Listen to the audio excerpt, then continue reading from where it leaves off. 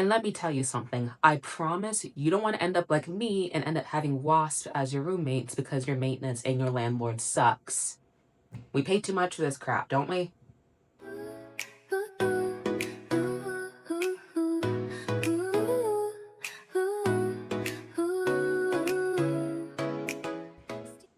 Hey everybody, and yes, unfortunately, that story did happen to me at one of my college apartments I had, to where we had wasp in the windows, and then we also had an infestation of those Asian beetles that look like ladybugs. Awful experience. Maintenance did not care despite me having allergies to wasp. It was a whole situation. So that really inspired me, along with just overall moving and it being close to moving season in the summer and the spring. I wanted to hop on here and just share some of the leasing and renting tips I've learned throughout the years, just to hopefully help prevent you from making some same mistakes I did or forgetting to ask certain questions, and just giving you things to look out for when you're touring. You don't unfortunately get taught in high school or really college how to properly look for an apartment, things to be wary of, things to make sure you stay on top of.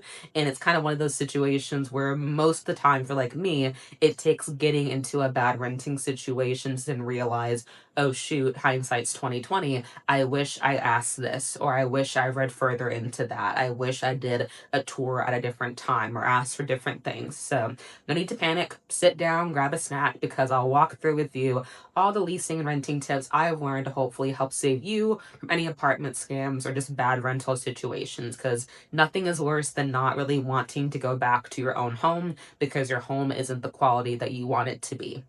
So, starting off with tip number one, this one should be the most obvious tip, but somehow it gets forgotten so often, and that is to please read your lease, people. So many people just get the PDF document because it is intimidating. It's like 50 or so pages, a lot of legalese or just terms and things thrown in there, and they don't actually read it. But that, once you put pen to paper, that is what is binding you to your current complex, to your unit. And you can't just break leases when you want to. They're a legally binding contract. Typically, you have to pay any concessions you got when you moved in, so any bonuses that they might have given you or discount. You typically have to pay 2 or 3 times a month rent in order to break your lease. It's just messy. You don't want to deal with it.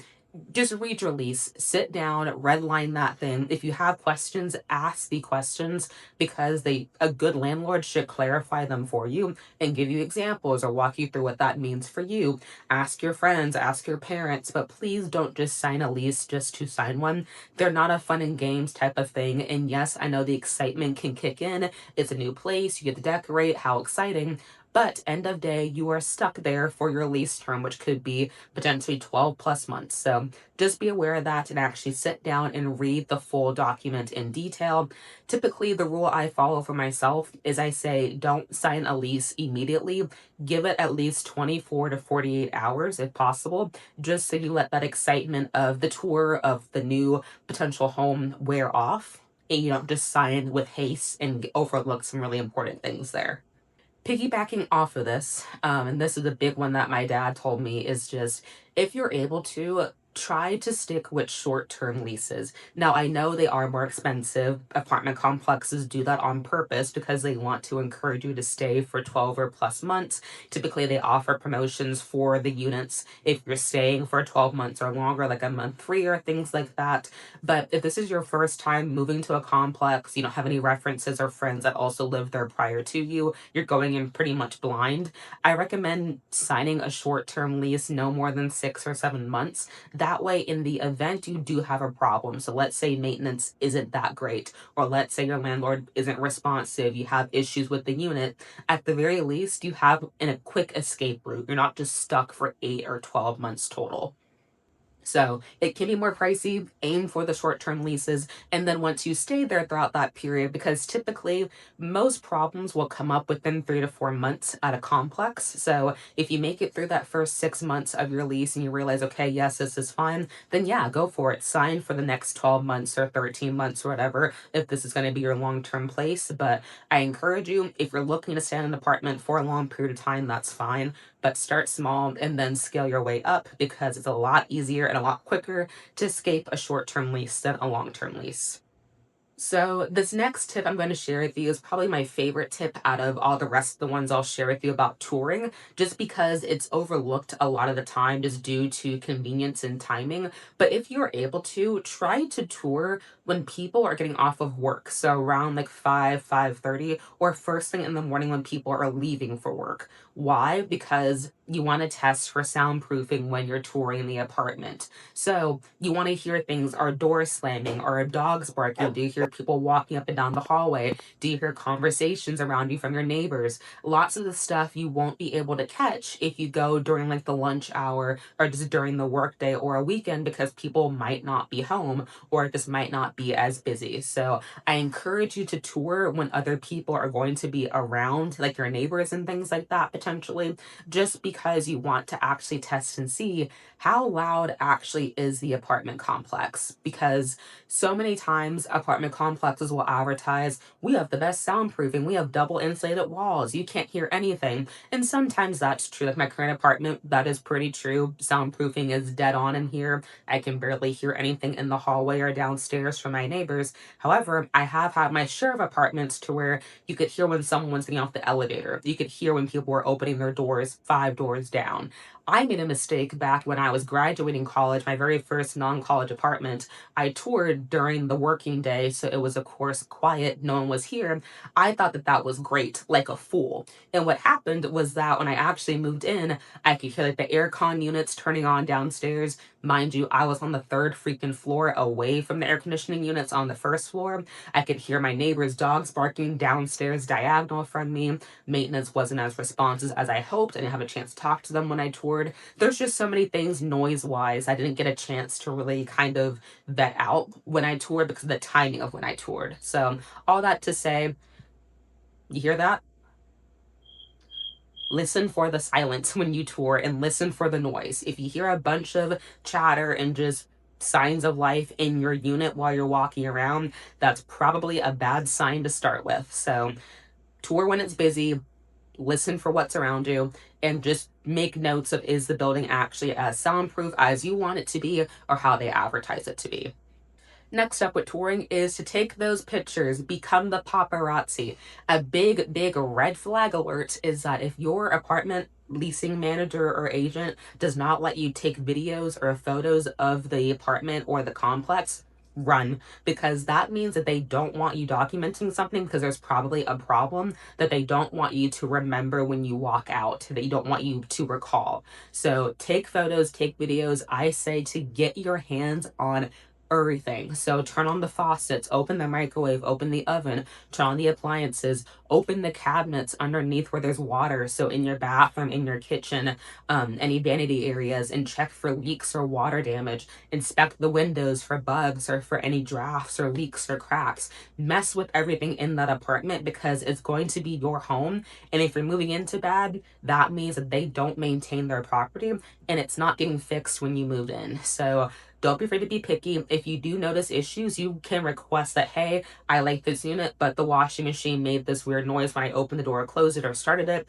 Please have that corrected. And then once that's corrected, I will sign this lease. But make sure that you get your hands on everything, you test everything, you listen for everything, because once you sign that lease, you're stuck with the condition of the unit.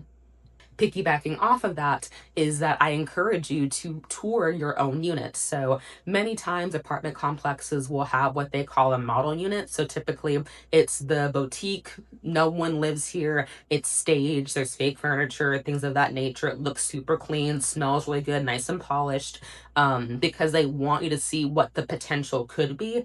But oftentimes, lots of apartment complexes may use that model unit to get you in and to wow you, and your unit looks nothing like that when you actually move in. The floors could be different, appliances could be outdated, there could be past damage on the walls. Like, there's so many things could be wrong. So I request that when you walk in, you ask them saying, hey, I want unit 1, 2, 3, 4.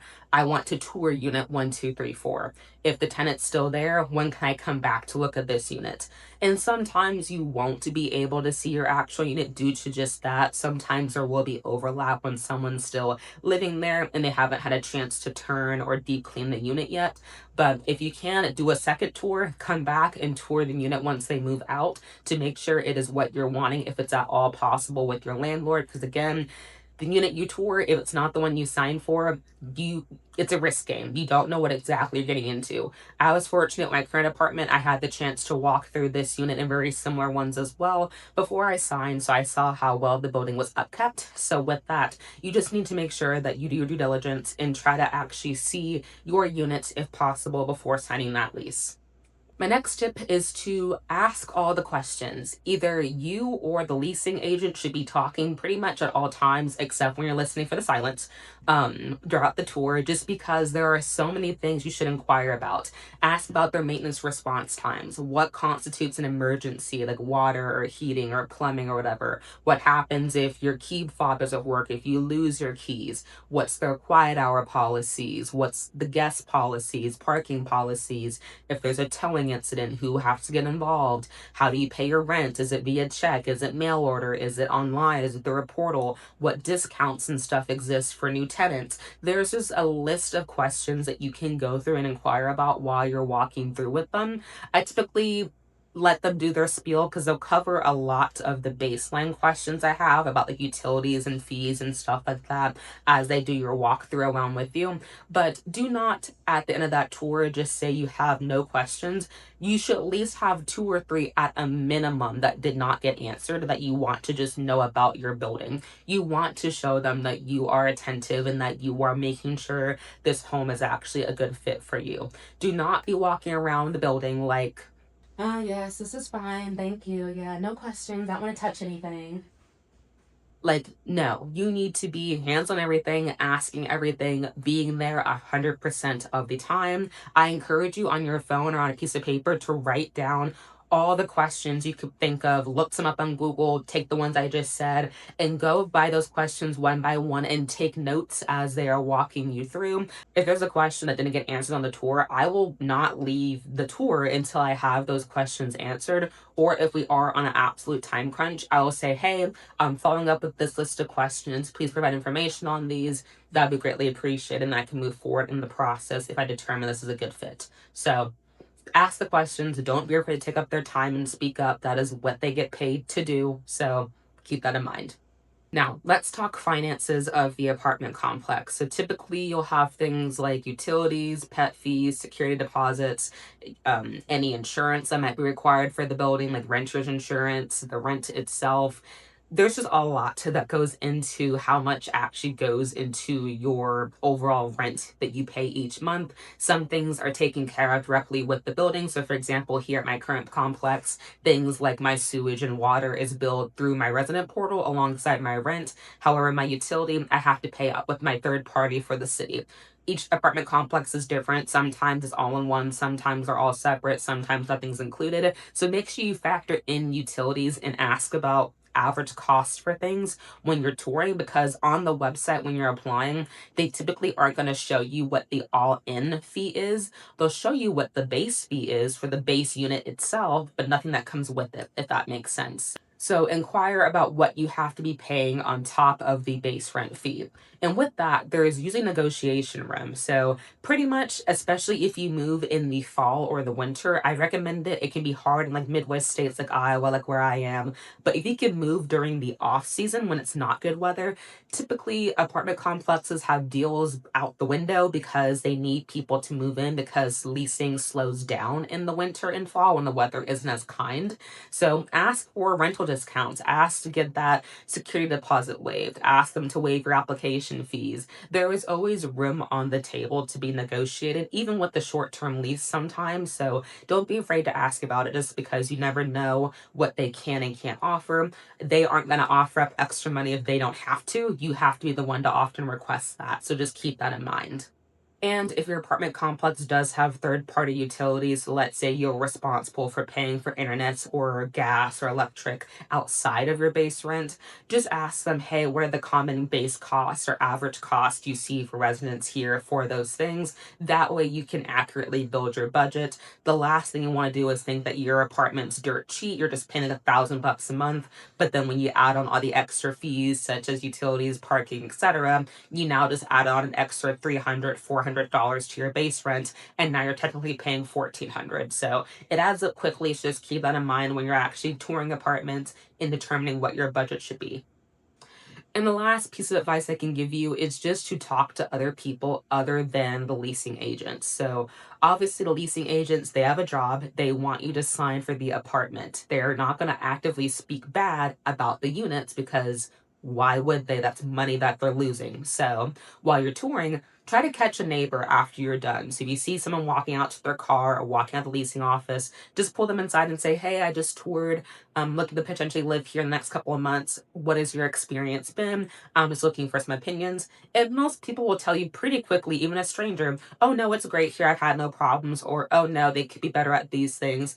Especially if the leasing manager or agent isn't around, people will talk openly. So once you're done with the tour and you say goodbye, try to track someone down or flag someone down that lives there just so you can ask them about what their experience has been. Look into the reviews on Google, look into the Yelp reviews, look into apartment.com, just all of those websites, because if you see a trend of they're unresponsive or there's issues or people have photos of bad maintenance requests, they're likely true. Not all reviews are just spam or fake reviews, people just having a bad one off experience. If there's multiple, it's probably a trend, unfortunately. And so, with that, I hope that these apartment renting tips help you out, whether this is your first time renting or you're like me and you've moved 1,001 times in the past several years. All these tips apply to whether you're seasoned or a newbie at this whole entire thing.